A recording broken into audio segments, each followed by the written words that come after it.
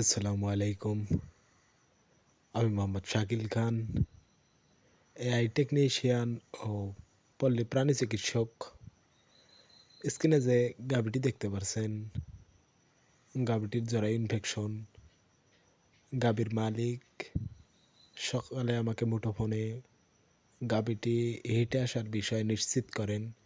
আমি গিয়ে গাভীটিকে ভালো করে দেখলাম। এমনকি মিউকাস দেখার সময় একটা জিনিস লক্ষ্য হলো, ভেতর থেকে সাদা পঞ্চযুক্ত মিউকাস বেরিয়ে আসছে।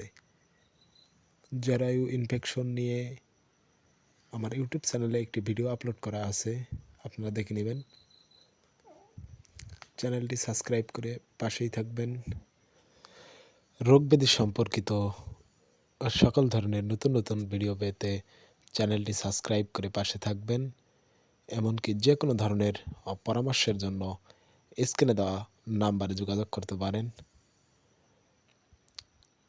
ভালো থাকবেন, সুস্থ থাকবেন। ধন্যবাদ সকলকে। আসসালামু আলাইকুম।